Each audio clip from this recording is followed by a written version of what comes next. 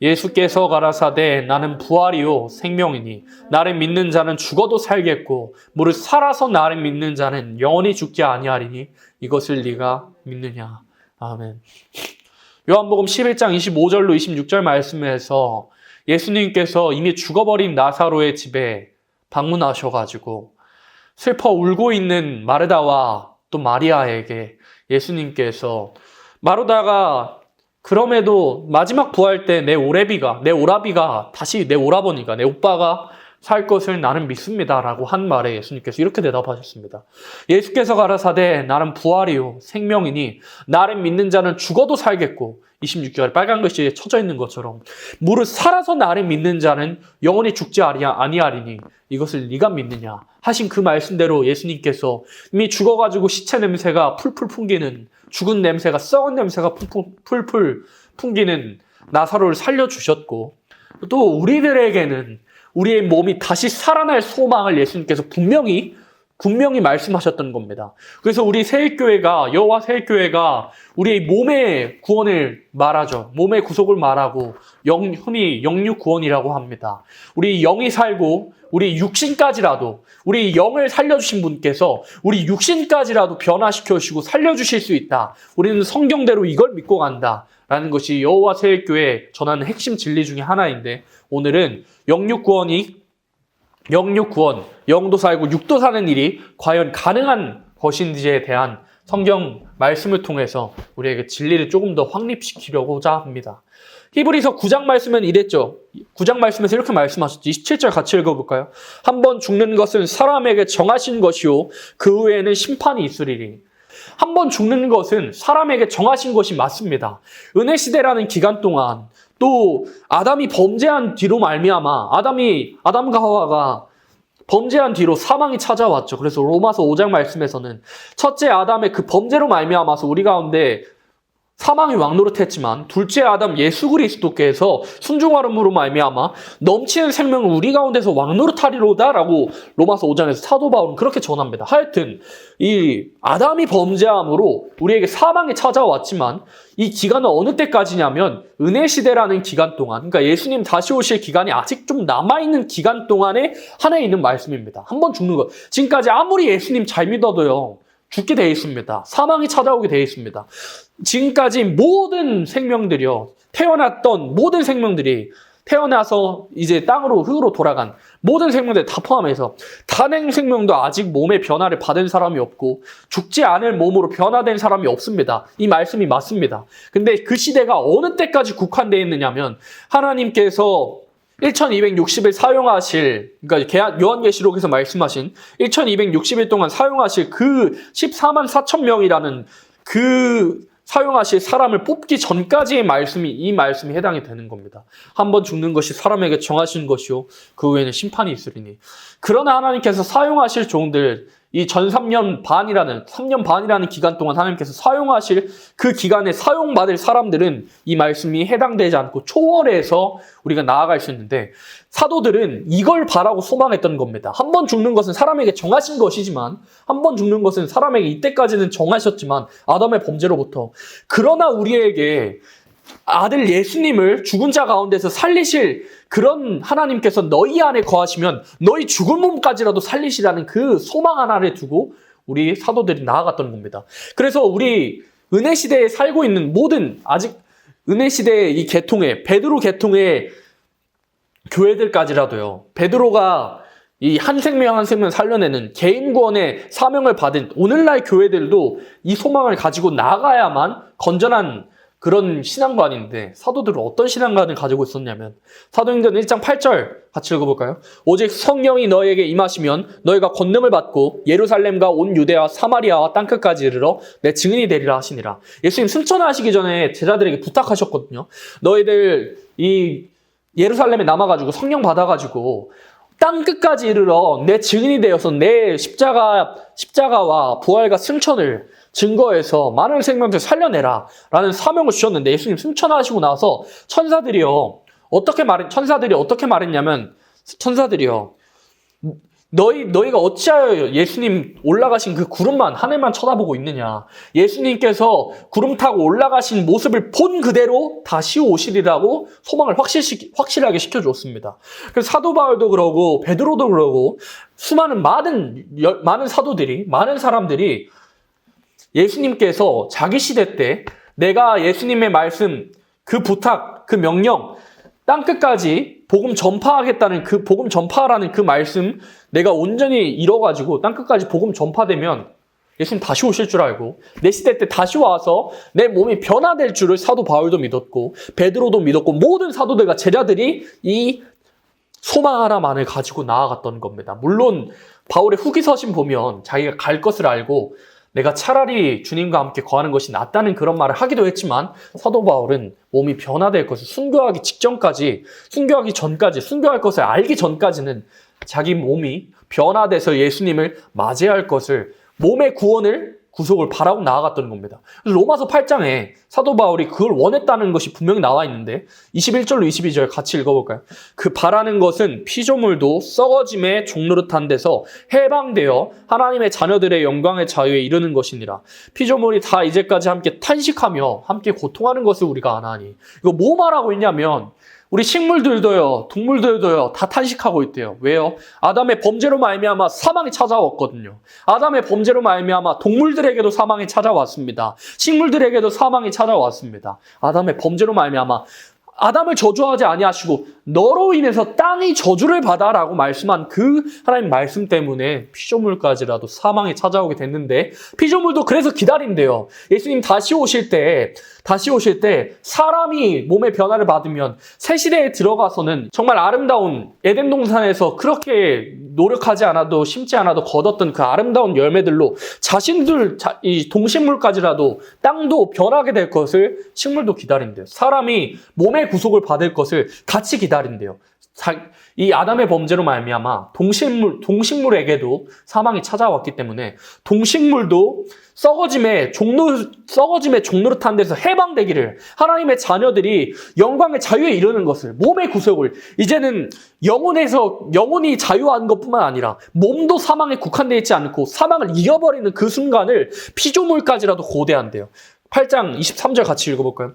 이뿐 아니라 또한 우리 곧 성령의 처음 익은 열매를 받은 우리까지도 속으로 탄식하여 양자될 것 곧 우리 몸의 구속을 기다리느니라 그랬습니다. 그래서 우리 세일교회가요 이 영육 구원을 말하면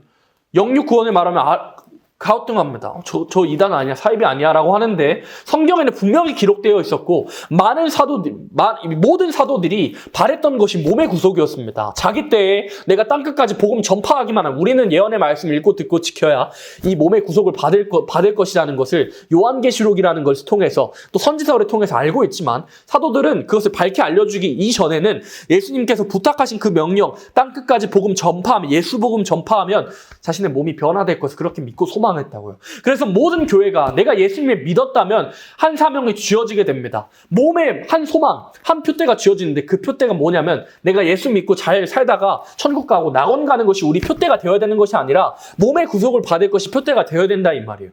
그래서 많은 사람들이 사실 이게 건배사인데요. 9988-1134가 건배사인데 많은 기독교인들 그걸 인용해가지고 99세까지 팔팔하게 살다가 1, 2, 3, 1 알아가지고 죽는 것이 내 소망이다. 낙원 가는 것이 내 소망이다라고 생각하는 많은 기독교인들. 그걸 표대 삼는 기독교인들이 많습니다만은 우리의 표대는 건전한 신앙관을 가지고 내가 사도들의 이 사도 바울의 표현처럼 내가 전한 복음만이 참 복음이라고 말하는 것처럼 사도 바울이 알려준 그 복음대로 그 편지서의 말씀대로 그 복음을 전해받은 우리들이라면 내가 예수 믿고 예수 복음 받은 사람이라면 몸의 구속을 기다려야 됩니다. 표대를 향해서 어떤 표대? 내 몸이 변화될 것이라는 그 표대 하나만을 가지고 달려가기를 사도 바울은 권고했던 겁니다. 또 명령했던 겁니다.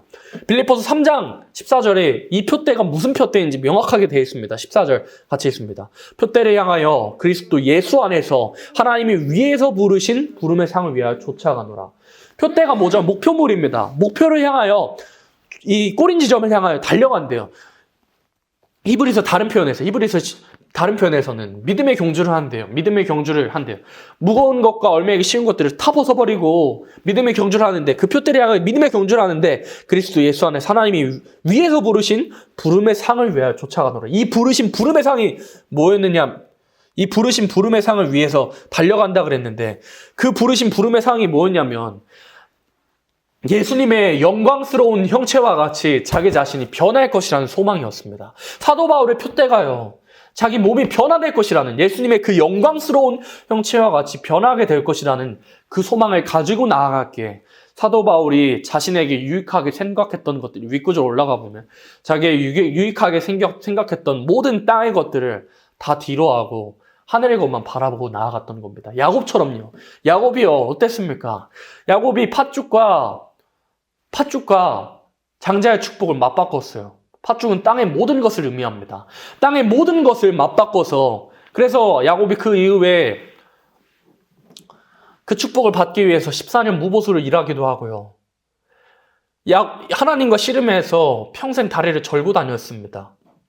하나님의 축복 받기 위해서요. 다 맞바꿨습니다. 그와 같이 사도 바울도 내게 유익하게 생각했던 것들이라도 다 그리스도를 위해서 해로 여겨버린대요. 왜요?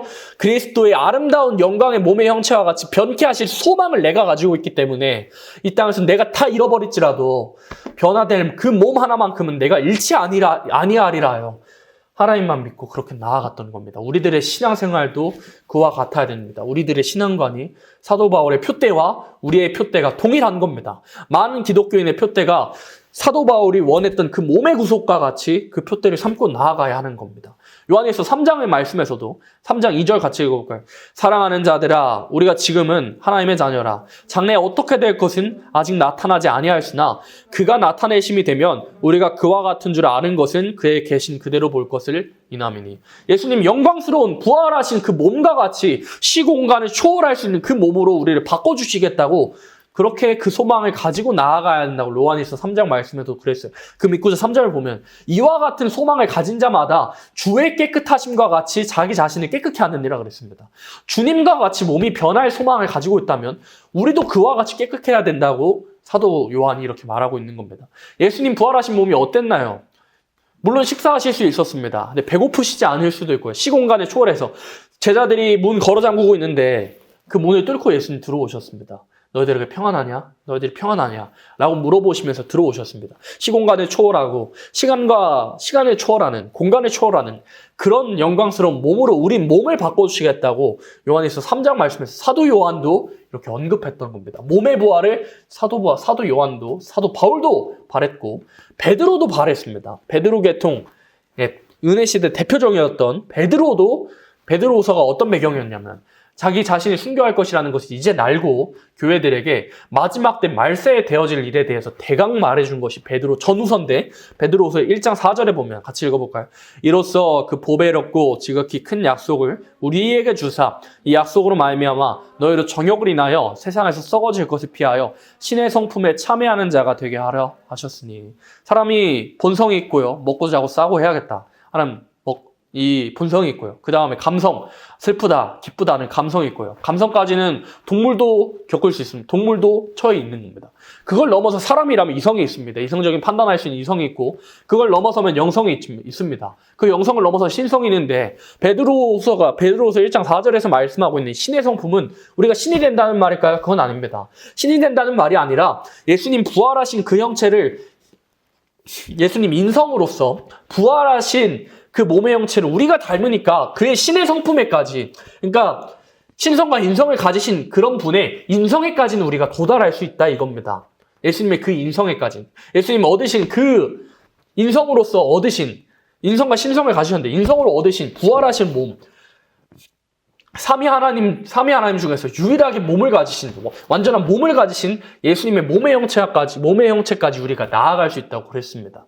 그래서 우리가 몸의 변화를, 몸의 구속을 사도 바울도 바랬고요. 지금 사도 요한도 바라고 있고, 은혜시대 대표종이었던 베드로 사도도 몸의 변화를 그렇게 바라고 소망했던 겁니다. 그래서 우리 많은 소망이 있을 거예요. 개인적인 소망이 있을 거지만, 우리가 진짜 대표적으로 크게 바라야 할, 모두 다 동일하게 가져야 할 소망이 뭐냐면 우리 오늘 찬양으로 고백하기도 했지만 그날 몸이 변할 그 날을 소망하며 예수님과 같이 몸이 변해가지고 구름 타고 올라갈 그 날을 우리 모든 기독교인은 내가 구원받았다면 구원받은 기독교인이라면 그 한 소망을 가지고 소망하고 몸의 구속을 바라고 소망하며 나아가야 하는 겁니다.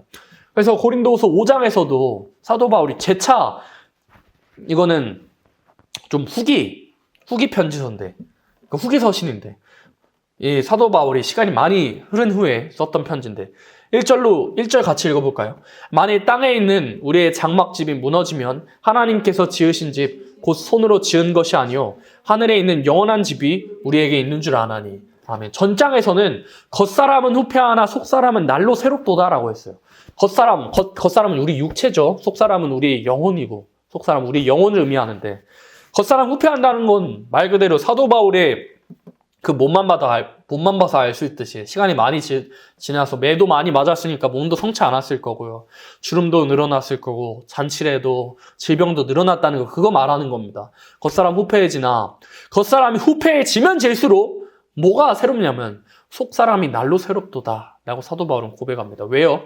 고린도전서 12장 말씀 보면 사도 바울이 자신의 경험을 빗대서 말씀하시면서 약할 때 강함 되시는 하나님이라고 그랬습니다. 내가 약하다고 생각할 때, 내가 고난 중에 지쳐있을 때, 내 몸이 성치 않을 때 내 소망은 좀 더 확실해지는 겁니다. 내가 할 수 있는 게 아니라 내가 이 모양이 이 꼴이 됐으니까 하나님께서 하실 수밖에 없구나. 그래서 하나님의 역사라는 것은 내가 끝이라고 시작한 지점에서 하나님의 역사는 시작이 된다는 것을 알아야 됩니다. 사도 바울이 그래서 겉사람은 후패하나 속사람은 날로 새롭도다라고 한 거예요. 자기 몸으로 할 것 같으면 어떻게 몸의 변화를 상상합니까? 어떻게 예수님과 같은 형체를 상상합니까? 매 맞아서 몸도 성치 않고요. 잔치래를 앓고 있고 질병을 앓고 있는데 어떻게 예수님의 몸의 형체와 같이 변할 소망을 사도 바울이 가졌냐면 내 힘으로는 안 되지만 내 끝에서 역사하실, 나의 끝에서 역사하실, 나의 끝에서 하나님의 역사를 시작하실 하나님의 역사를 기대했기에 속사람은 새로웠다고 말씀한 겁니다. 넘어가서 같은 맥락으로 사도 바울이 우리 몸을 옷과 집으로 비유합니다. 만일 땅에 있는 우리 장막집, 사도 바울의 육신을 의미하는 겁니다. 우리 기독교인의 육신을 의미하는 겁니다. 장막집이 무너지면 뭐가 있대요? 하나님께서 지으신 집, 곧 손으로 지은 것이 아니요 하늘에 있는 영원한 집, 낙원을 의미하는 겁니다. 낙원이 우리에게 있는 줄 아는데 그 밑구절로 계속 넘어가면 5장 2절 보면 2절 같이 읽어볼까요? 과연 우리가 여기 있어 탄식하며 하늘로부터 오는 우리 처소로 덧입기를 간절히 사모하노니 이렇게 입으면 벗은 자들로 발견되지 않으려 함이라. 근데 덧입기를 사모한대요. 그러니까 우리 몸을 옷과 집으로 비유했다 그랬잖아요. 우리 집이 무너지면 하늘에 있는 뭐가 있다고요? 낙원이 있는데 그런데 우리가 오늘이라는 날에 예수님 잘 섬기고 예수님의 말씀, 특별히 이 시대엔 예언의 말씀 읽고 듣고 지키면 뭘 사모해야 된대요? 우리 처소로 덧입기를, 우리 몸이 덧입는다는 것은 죽지 않을 몸으로 변하기를 소망한다 이겁니다. 죽지 않을 몸으로 우리가 덧입기를 그렇게 소망한다고 그렇게 고백했던 겁니다. 근데 그러기 위해서는 사도 바울이 한 가지를 부탁합니다. 고린도후서 5장 18절 같이 읽습니다. 모든 것이 하나님께로 났나니 저가 그리스도로 말미암아 우리를 자기와 화목하게 하시고 또 우리에게 화목하게 하는 직책을 주셨으니 사도 바울은 이 몸의 변화를 얻기 위해서 화목하게 하는 직책 또한 감당해야 할 것이라고. 그 화목하게 하는 직책을 감당해야만 그리스도께서 화목하게 하는 직책을 감당하셨고 우리도 하나님과 우리 사이에 막혀있던 담을 허시고 십자가를 헐어버리시고 화목하게 하는 직책을 감당하셨으면 우리도 화목하게 하는 직책을 감당해서 몸의 변화를 예수님처럼 몸의 변화를 받을 것을 사도 바울은 간구했던 겁니다. 히브리서 9장 말씀에서도 두 번째 나타나신 날, 그러니까 몸의 변화를 설명하셨는데 히브리서 9장 28절 읽어볼까요?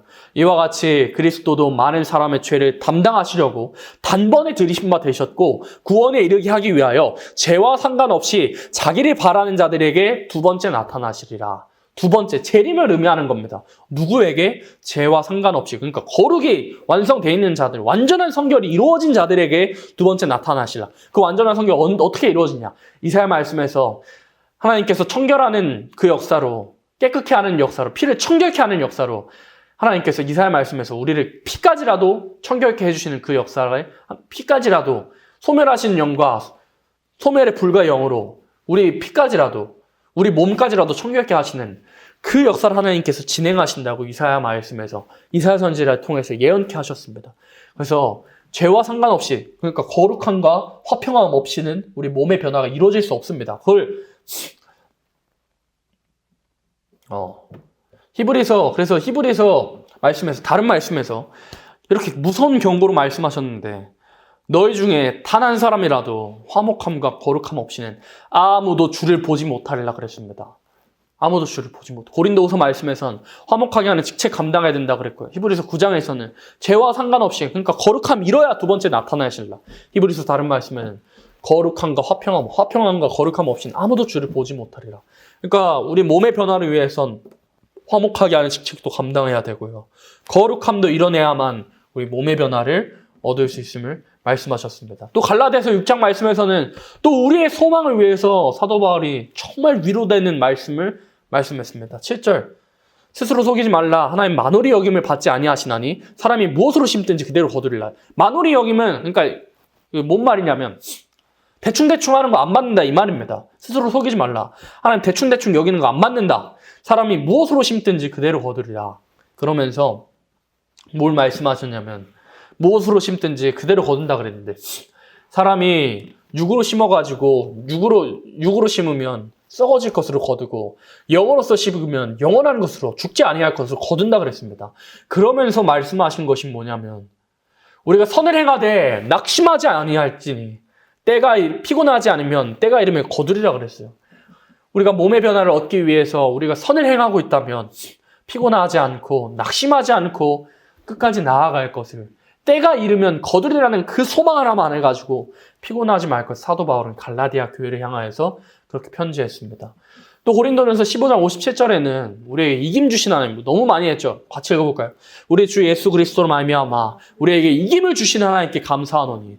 사도 바울이 이김을 주신 하나님인데, 이김을 주신 하나님 얼마나 감사해요. 근데 일상적에서 우리와 함께 승리를 주신다, 이 의미를 말씀하는 것이 아니고, 고린도전서 15장은 전체적인 맥락이 어떤 맥락이냐면, 나팔 불 때 우리가 잠잘 것이 아니라 마지막 나팔에 순식간에 호른이 다 변화한다. 우리 몸이 변화한다. 근데 나팔 소리가 날 때 죽은 자들이 썩지 아니할 것을 다시 살고 우리 살아있는 우리들도 변화한다 라는 것을 말씀하시면서 뭘 말씀하셨냐면, 이날까지는 예수님 잘 믿어도 다 죽었습니다. 오늘 처음에 본 것처럼 한 번 죽는 것은 사람에게 정하신 것이요 라고 말씀하신 것처럼, 오늘이란 날 동안에는 아무리 예수 잘 믿어도 죽었습니다. 쓰러졌습니다. 우리의 육이 흙으로 돌아가고 낙원으로 갔습니다. 근데 예수님 다시 오실 때 예언의 말씀 읽고 듣고 지키고 하나님께서 사용하실 종이 되면 우리 몸이 변화돼서 예수님과 같이 영광스러운 몸의 형체가 돼서 구름 타고 다시 올라갈 몸으로, 죽지 아니할 몸으로 시공간을 초월할 그런 예수님의 몸처럼 변케 하실 그 소망, 그 이김을 말씀하신 거. 오늘날까지는 우리가 사망에게 졌지만 하나님께서 우리에게 주실 이김이 뭐냐면, 생명이 사망을 삼켜버리는, 오늘날까지는 사망에 우리 모든 생명이, 우리 육신의 생명이 삼켜졌지만 우리 육신의 생명까지라도 사망을 삼켜버리고 우리 육신이 변화돼서 예수님 맞이할 그 이김을 사도 바울이 강하게, 간절하게 그렇게 선포했던 겁니다. 이사야 40장에도 우리가 받아야 할 몸의 변화, 많은 기독교인들은 이사야 40장 볼 건데, 이사야 40장에도 이 세임에 대해서 우리가 조금 힘 얻으면 세임 받았다라고 하는데, 그 세임이 아니라는 걸 알 수 있습니다. 이사야 40장 30절로 31절 같이 읽어볼까요? 소년이라도 피곤하며 곤비하며 장정이라도 넘어지며 자빠지되 오직 여호와를 앙망한 자는 세임을 얻으리니 독수리의 날개치며 올라가면 같을 것이요 다른 박질하여도 곤비치 아니하고 걸어가도 피곤치 아니하리로다. 아멘. 이 세임을 예표적으로 받은 인물이 있습니다. 엘리야가 아합에게 하나님께서 명령하신 그 말을 전하기 위해서 아합에게 달려갈 때 하늘에선 비가 내리고 있고요. 그때 당시에 선지자들이 낙타의 가죽옷을 입고 있었거든요. 낙타 가죽옷이면 비가 오면 어떻게 되겠어요? 축 처지고 무거웠겠죠. 근데 말보다 더 빠른 속도로 엘리야가 아합 왕의 그 마차를 앞서가가지고 하나님께서 하신 말씀을 전합니다. 하나님께서 하신 말을 전하게 됩니다. 그걸 통해서 하나님께서 세임이 예표적으로 보여주심으로 세임이 가능하다는 것. 예표적으로 하나님께서 예시로 보여주기 위해서 엘리야에게 보여주셨지만, 마지막 때 사용하실 하나님의 종들에게는 몸의 변화를 주시되 피곤치 않을 세임으로 하나님께서 주실 것이라고 약속하셨는데, 어떤 사람? 여호와를 앙망한 사람. 그 윗구절 27절에 넘어가면, 27절로 올라가면 어려운 상황 가운데서, 고난 가운데서 하나님 믿음으로 내가 이 여호와 세일교단 지켜내겠다는, 이 복음 지켜내겠다는 그 믿음으로 나아갈 때 오는 모든 핍박과 고난들 그 가운데서도 하나님 망망하고 바라보는 사람, 그 상황보다 하나님의 크심을 인정하는 사람에게는 하나님께서 새 힘을 주시겠다고, 피곤하지 않을 새 힘을 주시겠다고 약속하신 겁니다. 하박국 3장에서도 17절로 18절 같이 읽어볼까요? 비록 무화과 나무가 무성치 못하며 포도나무에 열매가 없으며 감람나무에 소출이 없으며 식물이 없으며 우리의 양이 없으며 외양간에 소가 없을지라도 나는 여호와를 인하여 즐거워하며 나의 구원의 하나님 인하여 기뻐하리로다. 아멘. 여기서는 경제적인 시련을 뚫고 나가는 사람에게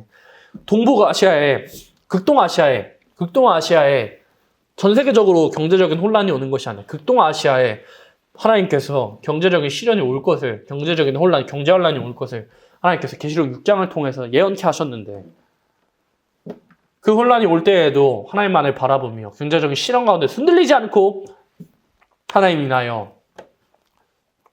기뻐하고 감사하며 나아간 자들에게 어떻게 해요? 여호와를 인하여 즐거워하며 구원의 하나님 인하여 기뻐하는 사람에게는 19절 같이 읽어볼까요? 주 여호와는 나의 힘이시라. 나의 발을 사슴과 같게 하사 나로 나의 높은 곳에 다니게 하시리로다. 이 노래는 영장을 위하여 내 수금에 맞춘 것이니라. 다윗의 고백과 같았습니다. 다윗이 이렇게 고백하죠. 마지막 때 죽기 이전에 이렇게 고백합니다. 나의 힘이 되신 여호와여, 내가 주를 사랑하나이다 라고 고백한 것 같이 하박국도 동일한 고백을 하는데, 주 여호와는 나의 힘이시라. 나의 발을 사슴과 같게 하사 하는 그 새 힘을 받게 될 것을, 하박국도 사슴의 발과 같이 뛰게 하실 것을, 피곤케 아니할 것을 이 하박국도 바랬던 겁니다. 사슴 뛰는 거 본 적 없으실 겁니다. 전 사슴 뛰는 거 본 적이 있거든요. 군 부대에서 다른 부대로 잠깐 갔을 때 산책로에 사슴이 이제 사람이 뛰고 있으면 같이 사슴이 옆에서 뛰기도 하는데, 그래서 길거리에 사슴 뿔도 떨어져 있기도 하고, 하여튼 사슴이 뛰는 걸 보면은 정말 사람이랑 비교도 안 될 그 속도로 피곤하지 않게 달려가는 것 같이 우리도 동일하게 새 힘을 주시되 우리의 발을 사슴과 같게 하고 청춘의 독수리 날개침같이 우리의 몸을 변케 하시고 피곤치 아니하게 하셔서 사용하시겠다는 것을, 우리의 몸의 변화를 주시겠다는 것을 성경은 분명히 말하고 있습니다. 마지막 말씀 읽고 마칠까요? 시편 118편 17절로 18절 같이 읽습니다. 내가 죽지 않고 살아서 여호와의 행사를 선포하리로다. 여호와께서 나를 심히 경책하셨어도 죽음에는 묻히지 아니하셨도다. 이 말씀은 우리에게 이루어져야 됩니다. 이 말씀 전반적인 시편 118편의 전반적인 내용이 뭐였냐면, 아론의 집은 말하기를 여호와께서는 인자하시다 할지니라. 여호와를 경외하는 자들은 말하기를 여호와께서 인자하다 하실지니라.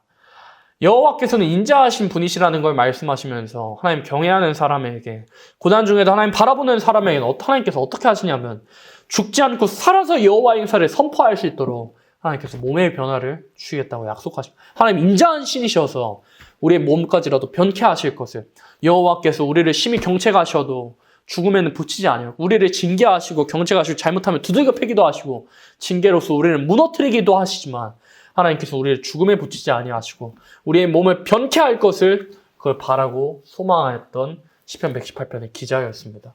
그래서 우리가 영육 구원을 소망하며 나아갑니다. 우리 여호와 세일교회는 우리의 영혼의 구원뿐만 아니라 우리의 육신의 구원까지도 바라고 소망하는데, 많은 사람들이 이렇게 착각하고 몸의 구속은 인정을 하는데 십자가로 다 완성된 거 아니냐, 나와라짠 변화병 하면 되는 거 아니냐라고 생각하는데, 요한일서 말씀이나 여러 말씀에서도 정욕을 피해야만, 거룩함을, 그의 깨끗한 것이 같이 우리가 거룩해져야만, 그분과 같이 거룩해져야, 흠도 티도 없이 거룩해져야만 우리가 몸의 구속을 얻을 수 있다 라고 성경은 말하고 있습니다. 그래서 영육권, 많은 이들은 이 육신의 구속을, 몸의 구속을 부정하기도 하고, 또 부정하지 않는 사람들은 노력 없이 십자가로 다 완성된 게 아니냐, 구원을 왜 이분법으로 나눠버리냐 라고 말하는 사람들이 있지만, 사도 바울은 이미 얻었다 한도 아니오라고 했습니다.